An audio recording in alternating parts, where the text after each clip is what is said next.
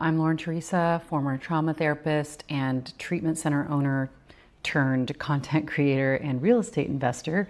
It wasn't necessarily my plan. I sold my half of my business to my ex-husband when we separated and divorced officially about a year ago. It has been an interesting journey because we were on the path to financial freedom. We technically were already retired early to an extent. And then he decided he wanted to keep the business instead of selling it. So it took a long time to separate all of the properties and business and do custody agreements and things like that. So that's just personal life stuff. I always try to give caveats and explanations as to how I got to where I am and why I'm doing what I'm doing. Something I have been dedicating myself to in 2026 is a low buy.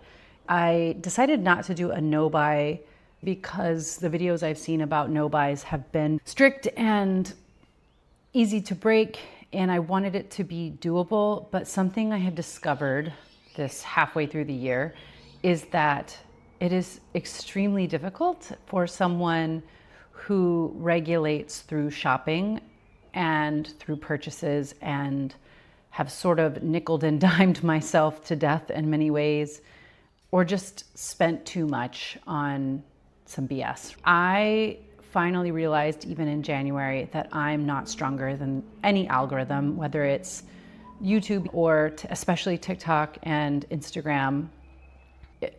TikTok especially. I was talking with a friend of mine about this the other day. We were on the beach and she was talking about how bad this is for her. And she was like, well, it's not that bad, right? And I was like, $5 here, $7 here. When I was looking at my daily spending and it being over $100, it's just unsustainable. And being semi-retired early and having a very set income that I can't go over without dipping into savings and having to go back to work, I realized that I needed to get a handle on this issue, and I needed to get a handle on it quick, because my fourplex in Florida, when I transferred it into my name, it was difficult to insure because of the age of the property and the lack of upkeep. And I had to put over $200,000 into it to get it really to a place where I felt it wasn't going to fall apart. So I have it at a place where it's stable. There is always more work to be done on a house built in 1890. I did purchase this DJI mic, which I'm super excited to be using today, for $45 at Target the other day. I went into Target, they didn't have the one I wanted, and I left without buying anything, even though I was tempted to spend $7. And it doesn't seem like much, but I'm telling you, I downloaded the Freedom app and blocked myself from being able to look at any shopping sites Monday through Saturday about 3 weeks ago, because I bought fluffy toilet seat covers. We did need new toilet seats. Both of them were broken in my house. But I bought toilet seat covers and a shower curtain for $14 and a floral curtain for the living room that was completely unnecessary. And though it's only $30, I have things I want to do, places I want to go, houses I want to buy. I want to grow my channel, and I want to stop wasting my time and avoiding my feelings through stuff. I have been a minimalist since 2008 on and off, and I have gone back to maximalism and just everydayism living for a long time. And then I get overwhelmed. I can't work in my space if it's not clean. I start getting really down on myself about the state of my house and why can't I keep up with it. And generally it's because I have too much stuff. And recently I did spring cleaning and got rid of 12 trash bags worth of stuff. And after that happened is when I bought the shower curtain and the toilet seat covers and a garden gnome. Anyway, all those things are seemingly benign. But when I tell you that I believe that we are being advertised to and separated from our life savings one little item at a time, I do believe that it is built into the current social media system. And a system that used to be beneficial is now very detrimental.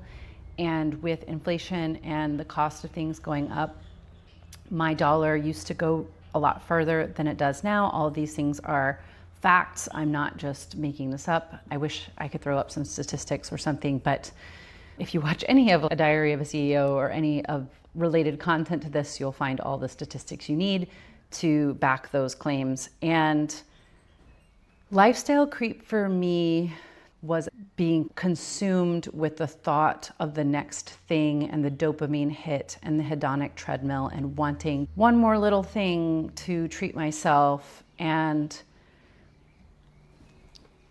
I've hit a breaking point recently. I started the low buy in January, failed and got the FITs. And then I started dipping into my savings again. After the renovation of the house, around the stress of not having the house fully rented, I just fired my property manager and I'm getting new property management on Monday.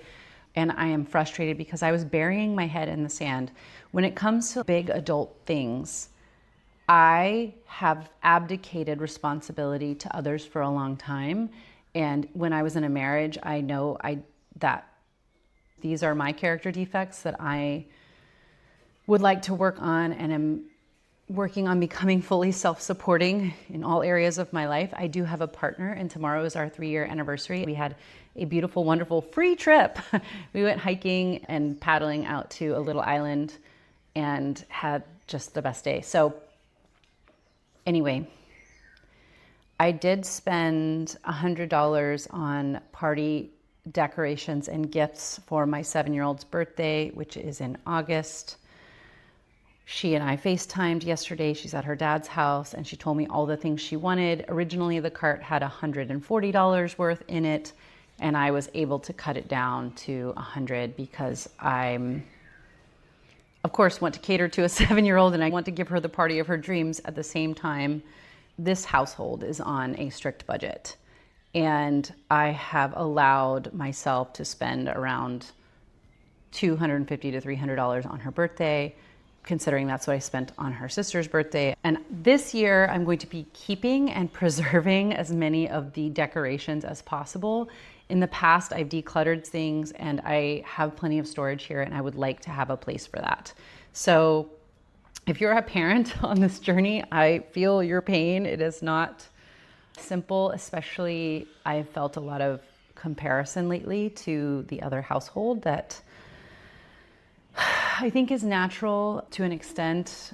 A lot of my minimalism and frugality is a result of some of the traumas from my childhood and having too much stuff in an unclean home and living paycheck to paycheck and a lack of security and stability. Both of my parents didn't know a lot about financial literacy. After I got sober at 24 years old, I read the book Your Money, Your Life, and I was able to begin my journey of learning, and I'm still on it at 43 years old. Although we did semi-retire early, I've made huge mistakes. A lot of mistakes were made on the renovations of the house. I spent way too much money on certain things out of convenience and fear. I bought a 2-3-year-old vehicle that was way too expensive, and the interest rate was 10%. I was paying half of my car payment to interest every month. Was able to pay that off. I drive a Prius now, but I've made lots and lots of mistakes. I do believe the saying, words don't always teach, it is life experience that teaches. I still believe in an entrepreneurial mindset. However, I've been considering going back to work part-time for the next 3 to 5 years to rebuild the deficit that the renovations took on my retire early account. I'm sure it's talked about in the FIRE community, but there are potentialities to going back to work. When I started the FIRE journey, I didn't have 2 kids. I think I underestimated some expenses in life. And yeah, here we are. That's why I always say I'm semi-retired early, because you never really know. I think there isn't an extent to which you can know. Another thing that getting a job will do is I know I'm going to be in Hawaii for the next 11 years at least, because my youngest is 7. When she turns 18, I could potentially move to the mainland or to another country. But for those next 11 years, because I know that the rent prices in Hawaii go up every year, the amount that I'm paying for rent, and we just renewed our lease, I know I can find probably a mortgage comparable. It is a stability decision. I understand that buying a house is an emotional choice, not necessarily a good financial choice, but I do want to have a place that's mine. Some of this comes from my own childhood because we rented and moved around until I was in 6th grade. That was the first time we bought a house, and then we even ended up, my parents sold that house right when I left high school and moved again. I'm moving to different rental houses my entire childhood. Wasn't necessarily unstable, but I was always going to different schools, and yeah, maybe it did, and as an introverted child, made some things more difficult. Like I said, we did have some stabilization when I was in middle school and high school, and I did well. I did better having that stability as a child, knowing what home was going to look like. I would like to provide that for my kids as well. So the low buy has been interesting. I had 48 hours of zero spending, only ate food from home, filled up my water bottle here. Everything was from home. Didn't have to buy gas or groceries or anything. And then on the third day, I bought the microphone and I went to the North Shore with my friend, and I ended up not packing enough food and did have to stop at the grocery store to get a sandwich and a snack.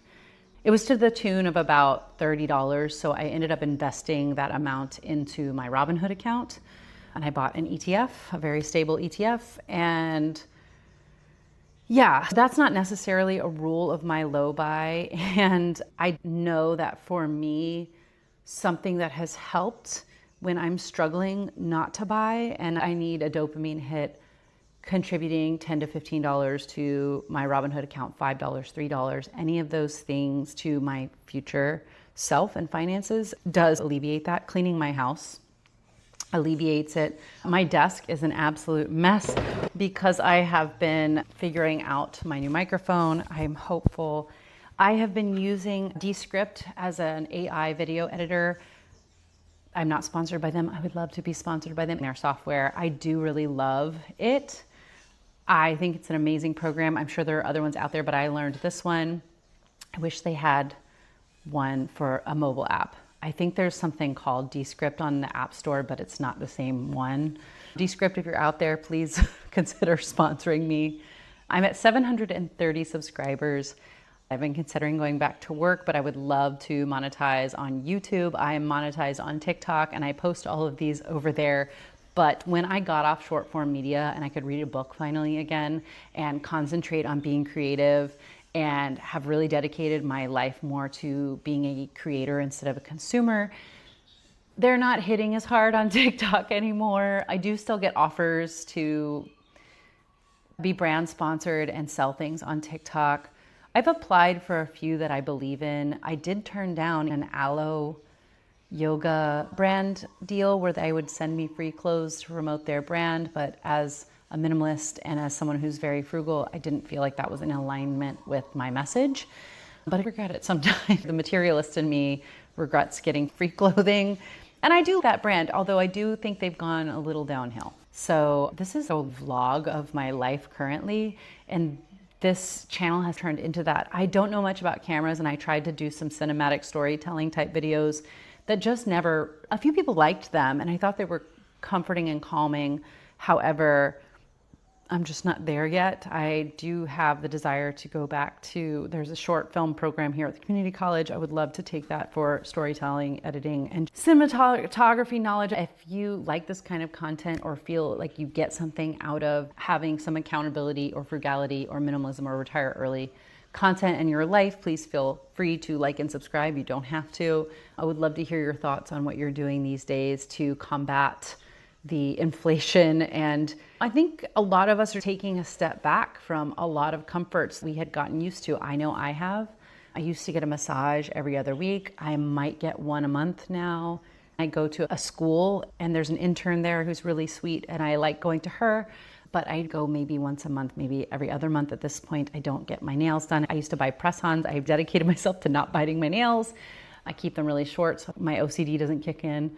I plan meals. I shop almost exclusively at Costco now. I buy my gas only at Costco now.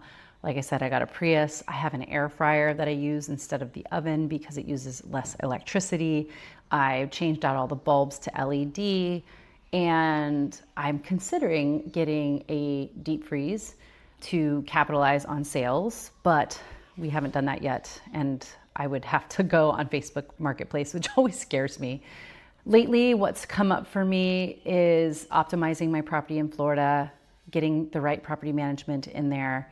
I have considered getting another Turo vehicle. I did Turo for over a year. Got fed up with the money that I spent. I basically broke even / started to make a little bit of money, and then gave both of my vehicles to my parents who are on Social Security only and needed new cars. I was wanting to take a break, so I shipped them cars, a Prius and a Corolla, and hopefully those will stand the test of time. I took very good care of them. Anyway, I would love to hear more from you.